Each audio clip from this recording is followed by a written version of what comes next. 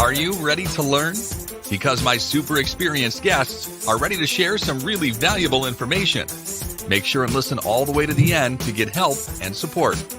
So let's start with the best audio experience. What's up, guys? Today we have a very interesting topic. Let me explain why. Because we are going to discuss what you need to do if you are going to launch your startup, to buy existing or create from scratch. And I'm so excited to discuss this topic with Vilgo. How are you? Very well. How are you? I'm doing great. I often create new startups. I have clients who launch new projects. So I'm excited to learn more about that because I use two different approaches. I tried to buy, I tried to create from scratch. I think I can't tell that only one way can work. Of course, it depends on the benchmark, on existing startups. Sometimes you can just buy domain name and consider this name, so it works well as well. So before we start, just tell more about yourself, experience, background, and why you decided to share with us about launching startup. Yeah, absolutely. So my name is Vilgo. I'm the co-founder and CTO of Plasmo. Our company focuses mainly on building extension dev tooling for extension developer, and by extension I mean browser extension at the moment. But in the future, we want to extend to even further outside, right? To even application extension. Yeah. But so that's the gist of what our company do, and our company offering two products right now. One is a framework that makes it like you can bootstrap your new extension in 10 seconds, and the second product is it's like a platform for you to test your extension. It's a staging environment for your extension. And in terms of my experience that lead me to founding this company, I had about 7 years in startup. Started very early, and I really just have this mentality of wanting to be a founder. Be a founder. And what does it mean to be a founder? Is the idea of I want to build stuff that with no boundary, right? So there's a component of building there. But the thing is that as you build, after you have done about seven startup, so I would join startup as an early engineer, and I would join as technical lead, and my journey informed me a lot in terms of should I build this or not? Yeah. So Yeah. Okay, I have the first question. Yeah. Can you tell me, have you bought Plasmo when you started, or you started from scratch? Yeah, Plasmo. So the latest company that I'm working on is from scratch. We started it so the official kind of incorporation date is January 2021. Yeah. So we built the entire thing. So okay, you have to buy a domain name, right? So there are stuff that you have to buy, right? The domain name you buy. We know that the domain or firewall domain are quite expensive, so we do spend a little bit on that. And we do buy infrastructure, right? Because you don't want to worry too much about infrastructure. But we do build the platform and we build a framework that powering our whole software suite. Because those are our core competency, right?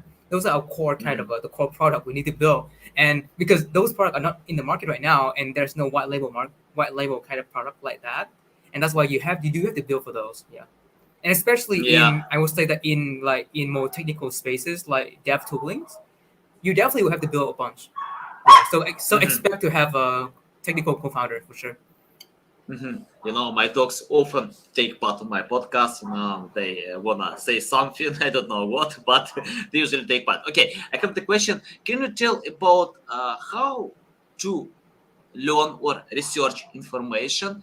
What it's better to do, to buy or start from scratch? From your experience, how do I know that it's better to do this way? Because I think the best practices don't exist. It depends on the benchmark, on existing projects, proposals online. So tell more about that. How to learn it?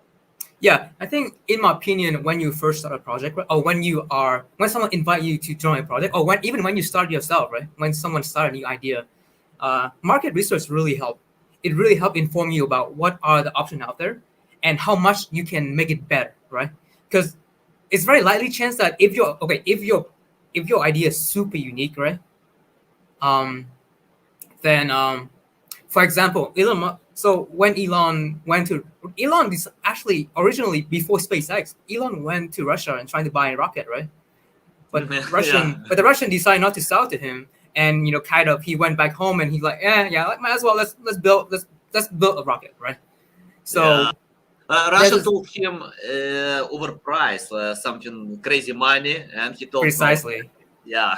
Yeah, and well, there you go, right? The thing is that so when there's a huge technical challenges, and you saw that, well, and he also saw, right, I think that the idea of a reusable rocket, right, was not even a thing in the mind of a lot of people back then. So when there's that technical kind of barrier that you have to cross, you have to build it, basically. You have to put down your investment on time and R&D costs to build it out, let's say. But for a lot of, like, for example, if you make a consumer kind of product, right? So recently we have this kind of new kind of product on the avatar space. So there's a bunch of avatar generator, right?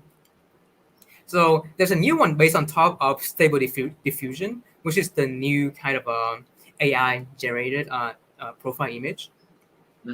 And there are two kind of indie hackers. So I call them, so the community call them indie hacker. Indie hacker are solo entrepreneur who build product and publishing it, and they hope to make money off that, right?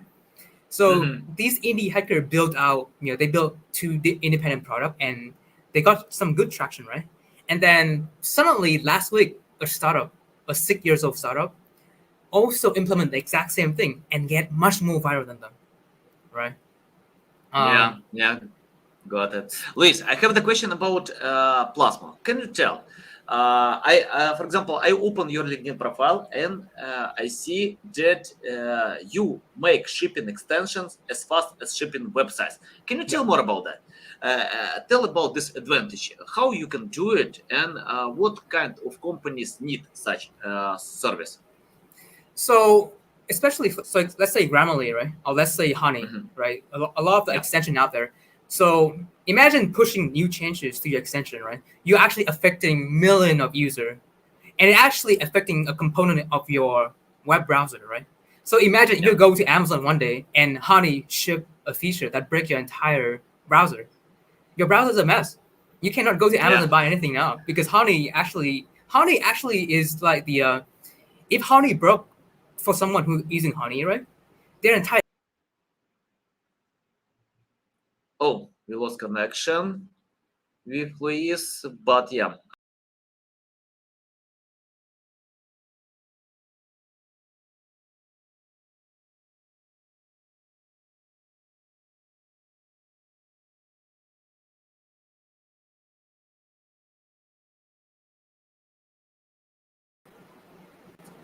Something was failed with connection. Right now it's okay, so we can continue. I don't know, probably that was with StreamYard because I lost connection as well. You lost, I lost. Yep. Yeah. All right. So let's continue. Let's talk about so why would a company need this, right? So continue from Honey, right? So I would say that when they deploy the changes, being able to test it is very crucial. But at the moment, there's no product out there that allow them to actually have a reliable way to test incremental changes. Yeah. And so, for example, on iPhone, there's a thing called test flight. So people can actually publish a version of their app, a staging environment for their iPhone app to like tester. But for Chrome extension, that doesn't exist at the moment until Plasma. Yeah. Okay. Good. Interesting about that. Can you tell what kind of companies or niches need such services to get these extensions, and why you can tell them it's important for them to have? For example, I think some companies don't need to have iPhone or Android applications or Chrome extensions. It depends, on their goals, services. Some companies don't need a website. I know some businesses, they rely on some big contracts with other companies, government, so they don't need a website at all. So talk about this one. Who needs the service? Yeah. Wait. I think you got I cut mean, off. like these extensions that the Plasma can provide. Who needs it? Yeah. I would say that a lot of the extension, so the platform that Plasma provide is for extension developer, right? But browser extension itself, as like for the consumer of extension, I'll say the people who need extension are those who want to really kind of make themselves more productive, like automating the web browser, not just the web browsing experience, right? But automating the application itself. Automating, like for example, if you're composing a new email, right, a new mailing list, right, or you're composing a new lead generation email, or you on LinkedIn and you want to compose a new post, right? LinkedIn might provide those features, but an extension can actually help you linking your Gmail email with your LinkedIn post, with your Twitter, because an extension live in the browser, so it can cross channel between all of these app, right? LinkedIn, Gmail, Twitter, so on and so forth. Unlike a single app, if you have to make a single app, that app has to integrate with all of the provider, and that would take much longer to get to market compared to an extension where it live in the browser itself. And because it live in the browser, it can just take the data and offer you the services. Yeah. Interesting. So it can help to save time by using all these features, platforms when you have this extension. Yeah, it can integrate these, so it can integrate at the client at the browser level, right? Not just at the backend level of those services, but now you have a power kind of a bot that live on your browser now that you can automating. For example, hey, when I post on LinkedIn, can you also take the same post and maybe do the same thing on Twitter, Gmail, whatever, right? Yeah. But it can also do more than that, yeah. Let me quote from your LinkedIn profile about you, creative writer who became a robotic developer, then a platform engineer. So can you tell why you change so many directions? Because for me, writing is good. I love writing, but you decided to develop something, to go ahead to become an engineer. So tell, what is the main reason that pushes you, to go ahead with something different? So I still write, by the way, but the idea of writing for me is for enjoyment, right? And generally, I actually don't want to ruin that enjoyment to make money, right? And I think that when it comes to when you work on a company, right, especially in startup, right, the goal really is to make it big. I would say if you're not ambitious enough to make it big when you work a startup, you should just go work for corporate, right? Really. So that is for me is that when I want to go into engineering and working on my own kind of startup, I want to own the technology I work on, the piece of technology that I created, and I want to make it dent in the world. Yeah. And then keep the creative writing to enjoyment, right? Like on my free time. Yeah. Nice. Okay, Luis, I have the question about common mistakes. Can you list mistakes that startups still do and how to find a much better way? I'll say a lot of startup hire a bit too early. That's like one of the key main thing, especially when a startup raise some funding and they have yet to form a good moat and they start hiring like crazy. I would say that I would recommend a lot of startup, especially small startup, even technology startup, to keep the team very lean and small so that you can easily deploy capital to hire. I would recommend hire contractor, don't employ people yet. Hire contractor for very fixed amount, like short kind of a contract with flat fee, so you can control your budget. Because as you can see from the last kind of a wipe out, right? I would say a wipe out with a lot of small company, right? People are astonished by the chance of fundraising. You cannot really fundraise easy anymore now, and the market is making people much harder to buy into new stuff. So I would say hiring too early is a key mistake. The second is not buying. Basically, you should buy a lot. a lot of time people thought that they should build everything from scratch, right? Even I, as a technical co-founder, I found that as you build stuff, right? If you trying to build from scratch everything, you would end up just rebuilding stuff that someone else has built much better and even make it into their business, right? And so the thing is, for example, if I decided to buy something, it's okay. I'm going to launch my startup. I don't know. Let's imagine weight loss reviews, supplements, something like this. Okay, just random topic. But how I can find other websites or businesses that I can buy and develop, innovate them with my idea. So can you share a technical process of buying something and of course, to develop and innovate? So I think that so first, if you are co-founding a company, right, and you want to make sure that this company is sustainable, then you want to make sure that the co-founder, the technical co-founder, understand the landscape of technology first, because you have to maneuver over the tech stack, right? What is the best tech stack to pick that is sustainable, resilient, sustainable over time? Because imagine, and that technology and that tech founder has to also be able to fix issue as well. If their chosen tech stack like doesn't sustainable, it's not sustainable. But when you have that kind of mentality of going into this, then I would say that for the co-founder who is technical, it should be very easy to choose. They should pick what is the most easiest for them. I would say pick the technology that's most familiar to use it as a strength, right? To play to your strength. Because if you, for example, if a PHP developer suddenly saw all this Node.js stuff and he's like, okay, let's buy into this Node.js stuff, even though I have no experience using Node.js, right? Over the long run, that guy is dead. That company would be in the ditch. Yeah, I think so because especially for the co-founder engineer, right? If he cannot maneuver over that mess, he cannot help the company move up and progress. Yeah, I mean, unless they fire the guy, and move and have another Node.js guy coming in and replace him, and like help the entire company smooth it out. But generally, when you have to fire a co-founder as a small startup, your company is pretty much gone, I would say.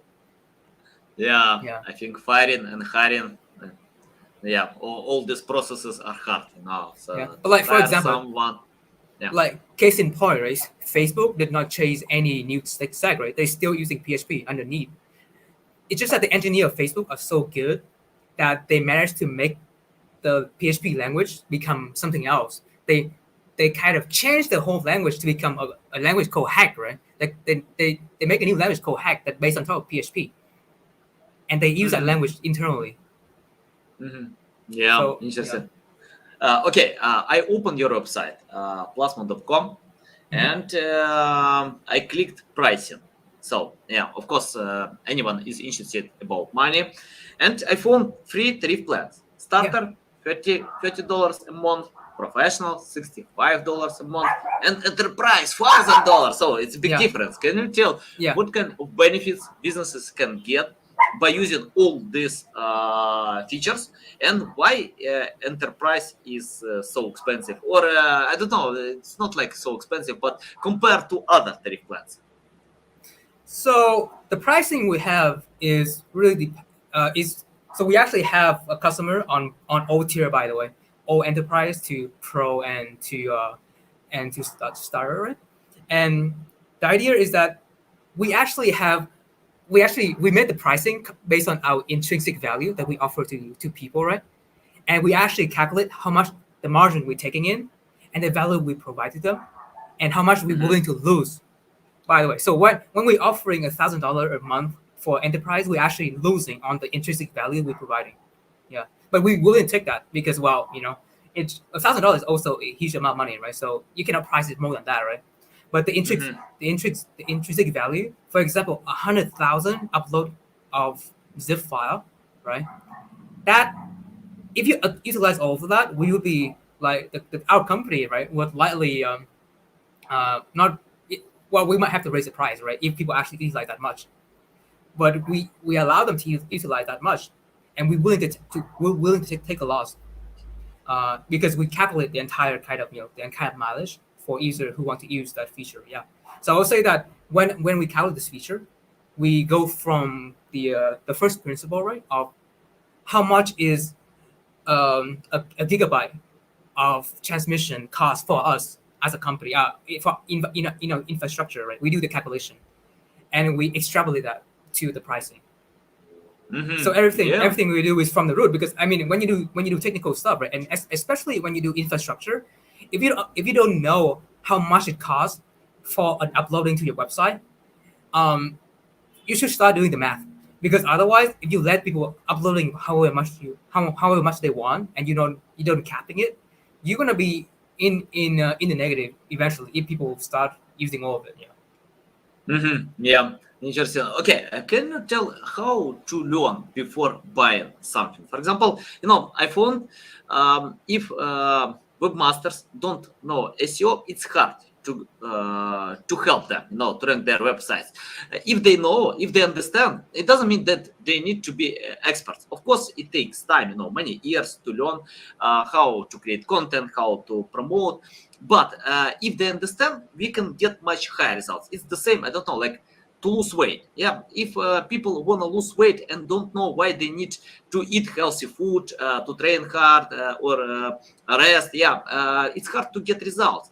Or, for example, I don't know, to learn foreign language. Yeah, it takes time, to read, to learn, to listen, many other things, to know rules, and can you tell how to learn about extensions before jumping on this field?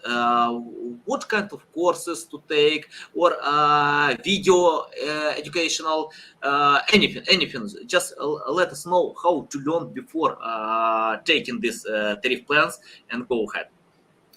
I would say that. So are we talking about specifically on the Plasmo as a business, or are we talking about like generically in general? You can touch both.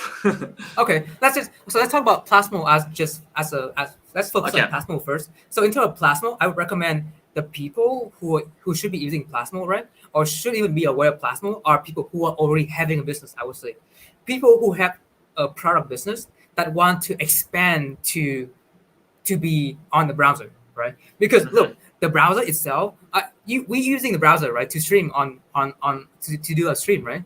Everyone uses their browser. Imagine you have something, it's a prime real estate on the browser that they interact with all the time, right?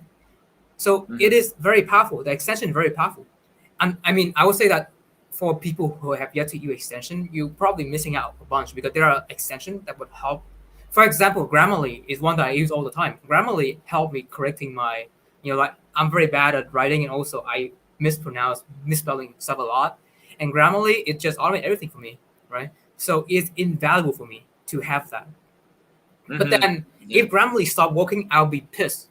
If Grammarly stop working, I'll be pissed.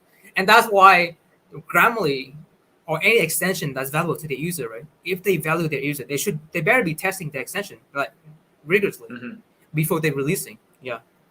And those are the target audience for Plasmo. Yeah, got it. But how to learn?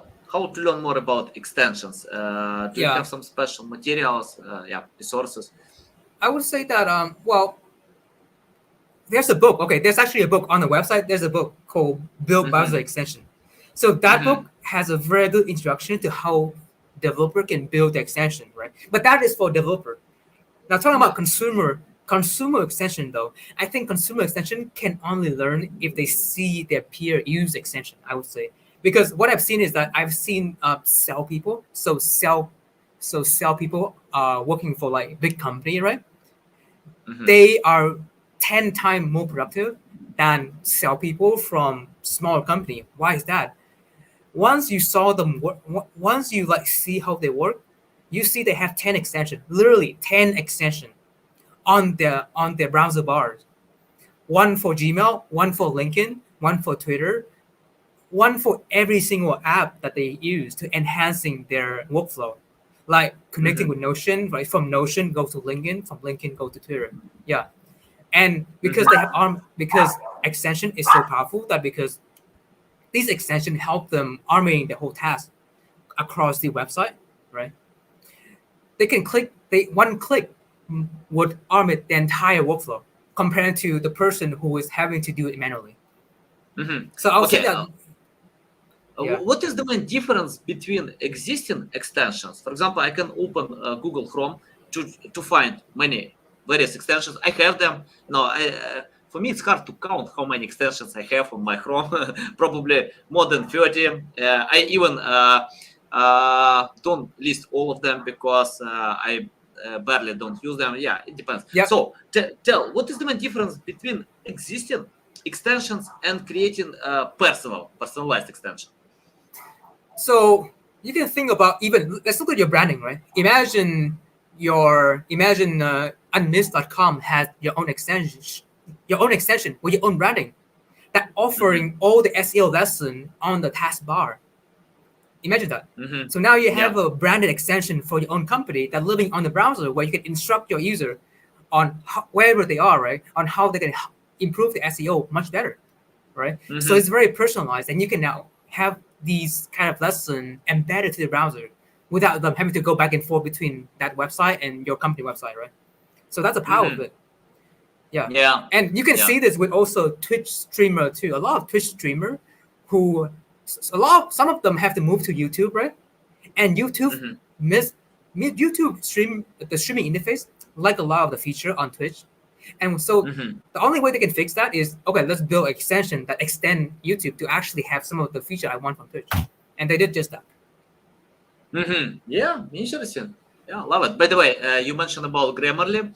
Even great offers use this extension because, people can, be tired, exhausted, they can lose attention, and Grammarly can help, when you miss some words and or just write something nonsense.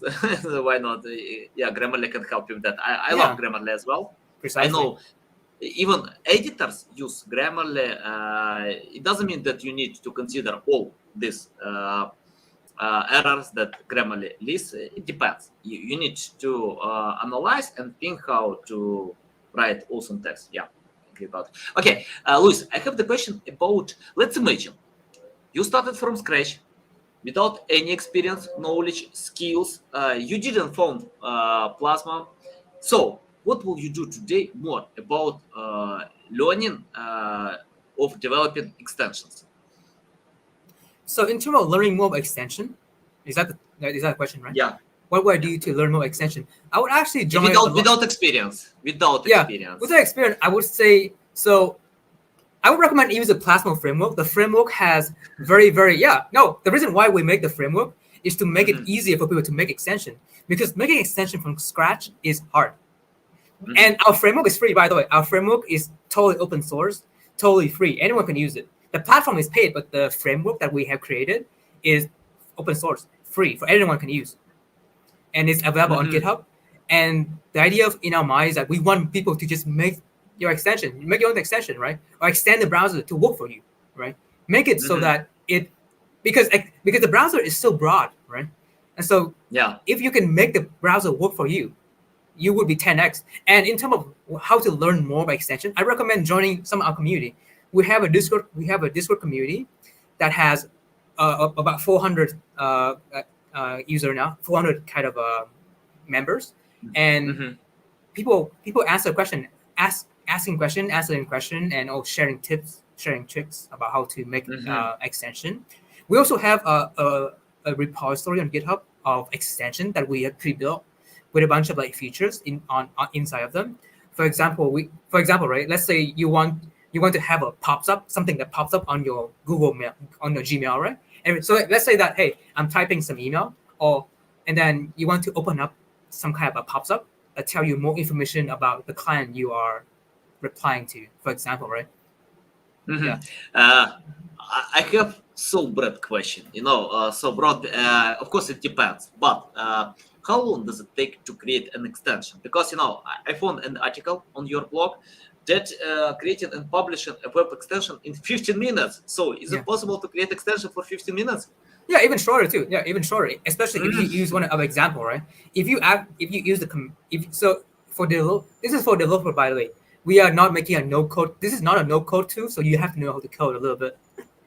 But so for developer, if they are familiar with running the command that we have shown, they can make an extension in like literally 10 seconds. So it really depends on how fast their internet is.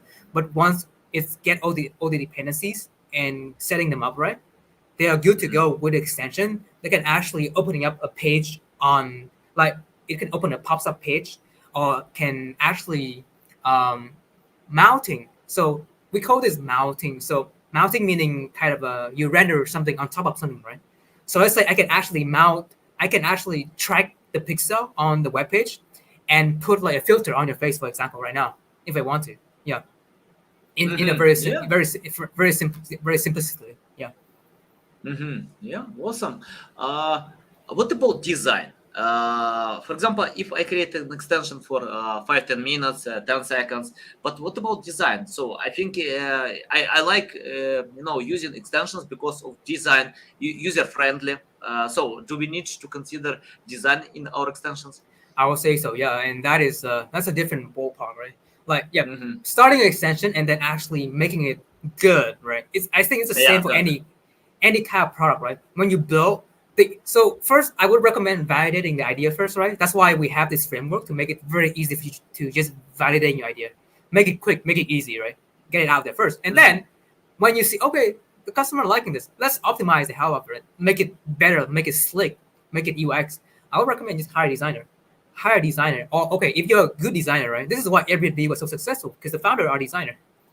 The two co-founders of Airbnb were two co-founders are designer from Rhode Island Design University, and one of them is technical. The technical guy is he studied computer science from Harvard. So, but that's a kind of golden combination of the design. Yeah. Like that's why they can influence the design aspect so well. That's why you can see Airbnb has such a good design, kind of UX UI flow.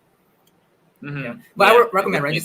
So the design part of extension is the same as web development, I would say. Very similar to web development. But together with also, you want to make sure that it play well with the browser, right? And really play well with the kind of UX you want for the developer or for the user when they use your extension with the browser. Because it is the interaction between the extension and the browser and the web page, right? And you have to understand that the extension has the context of the web page. That's a very powerful part of extension that not a lot of people understand is that extension know about your website, about your web app. And so it can extract information from the web app and delivering value for you. For example, right? Let's say you're visiting a LinkedIn page, right? Or let's say you go into your LinkedIn connection page, right? And there's a bunch of connection, right? You actually don't know who is valuable, right? The extension can pass through 1,000 of those profiles for you and tell you, hey, these people probably are very good for you right now. Connect with them right away. Right? Yeah. I think I need it, on my LinkedIn because I get a bunch of connections. I don't know who are they, who these people, Yeah, they same. always connect. But anyway, okay. I have the question about can you forecast the future? What kind of future will be in extension market? Because many things are coming, metaverse, augmented reality. What do you think? Is it a good idea to jump on this field today? Probably in the future we won't have any extensions. What do you think?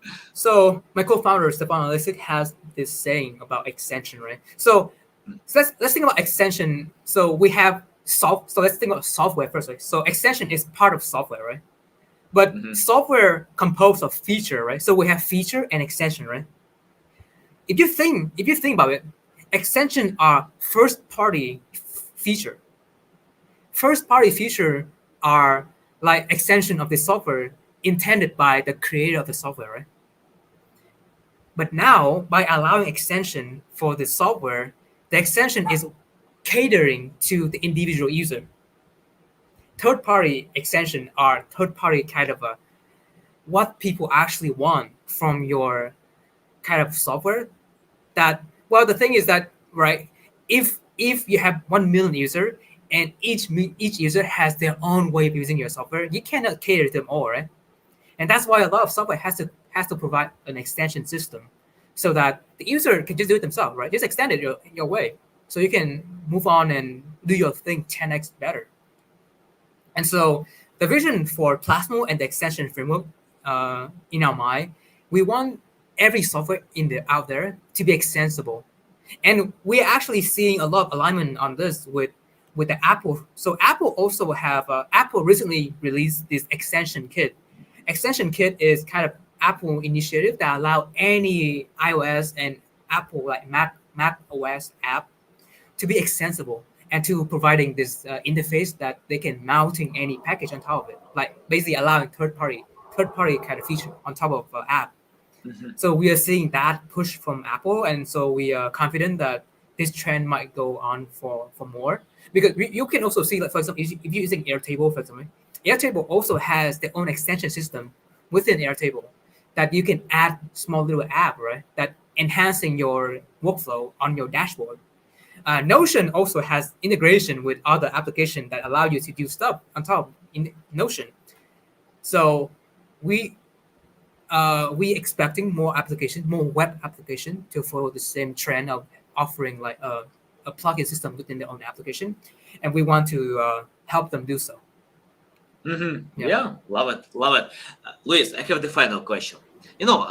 When you share everything about extensions, about these topics, I see you're passionate about that. You have this energy, to share interesting stuff. And for example, I can feel it. I want to jump on this field to create my extension. I need to research a little bit. But can you tell what push you ahead? How do you get this energy? Probably you have some secret drink, I don't know, or anything else that can help you, or anything else about that. Okay, so in terms of diet, I actually follow a slightly keto diet. I eat some sugar now and then, but I do eat keto diet. So that actually helped me. It hyped me up a lot. It hyped me up. I actually I don't do any coffee. Yeah, no coffee for me, by the way, because I had back in middle school, I drink a lot of coffee, and that messed up my stomach a little bit. So I cannot do coffee now. I mean, coffee dessert good, but coffee as a drink, I'll try to steer away from it. But in terms of my passion for extension, it's really about it's actually it's very iterative. Is a path that get me here, by the way. So at the beginning of my startup, we were actually just trying stuff out. Actually, we were building stuff. We were building an extension for the cybersecurity space. Actually, yeah, we were building an extension. We wasn't actually just building for the whole extension ecosystem. We were just one extension in the cybersecurity space. And as we build out that product, right, you learn to love it. You learn to love the whole industry as general, right? And you found that, damn, this thing is so powerful, but building it sucked, right? And that's it. The thing is that when you understand something sucks and you want to fix it, right? And as a craft, so I have this mentality of being a craftsman. I want to be a craftsmanship. So everything, yeah. So I would lean toward building more, yeah, a lot of time. But the thing is, I have learned to not build too much. I want to build the core of my business. I don't want to build like all the infrastructure that I can just buy. So, but I do lean onto. I want to build things that last, and be a craftsmanship, right? I want to be proud of what I built and ship to my user. And so that's where. And then the cool thing is that as we build this stuff out, right, the passion I got actually come from my customer. Our customer came to us and said, "Yo, this stuff you built is solving our problem. Like, it's awesome, man. Like And then they throw money at us and say, "Hey, keep on doing your stuff. We're buying your stuff." And that's how we get our user, right? So I would say that the passion that I got right now really come from the enthusiasm of early customer and people who help us kind of validating our ideas and like giving us feedback, right? Like if something breaks, they tell us. And we try to fix it in a day or two. So that's our motto as well at Plasmo. At our company, like if we get a feedback on something that's not working, we try to address that within a day or two. Sometimes it's more complex than that. So we have to it take a little bit longer, but we want to fix stuff early on, yeah. And that's the thing too with extension, right? The cool thing with extension is that if you see something broken with a website or with your browser, right? Like you use the browser, it's like, I hate this, or I kind of want to block this ad, but the current ad blocker doesn't block that specific ad, right? You can build your extension to block exactly that annoying ad for you. Yeah. So I would say that the extension really play into this mentality of if you see something break, you can fix it for yourself. Nice. Love it. Guys, I know one way how to get energy. Follow Luis on social media. You can get this energy as I did on this podcast because it's so valuable, interesting. I think we can't ignore this trade, especially extensions. People love them. It helps to save time, to get more insights. So yeah, I definitely recommend Plasma. Luis, tell the best way how to reach out to you, learn more about you, follow you. Awesome. So I'm on Twitter at LITBID, Litbit. I'm also on LinkedIn. And the main place I'm on is actually on plasma.com/engineering. Plasma.com/engineering is where actually I tweet most of my kind of daily work. So if you go to plasma.com/engineering, you see a lot of entry about how internally engineering we work on stuff. But the main part is plasma.com is where you can see our offering, our platform, my company. We also have a Discord channel where you can come in and ask questions about extension and get help building your own extension at plasma.com/S/D, S for social and D for Discord. We also have a Twitch and a YouTube channel too. So YouTube, we use YouTube and Twitch to have a demo every week. Actually, we have a demo every week showcasing new stuff we're working on and updating our community, and also actually saying thanks, right? Because a lot of time we actually get contributor because our framework is open source. So now and then we actually have people sending contribution to our project. Yeah. Nice. So Nice, guys. yeah. Yeah, you can find all these links in the description below. Listen us on Apple, Google, Spotify. Thanks again. Luis, it's a big pleasure to get on my show. You share a lot of valuable insights. I need to think about that. I'll add this podcast to my meeting with my team, to discuss more about that because I think it's important to have some extensions, to simplify your process. Guys, you can find Luis on the description below. Listen us on Apple, Google, Spotify, and see you next time. Bye bye.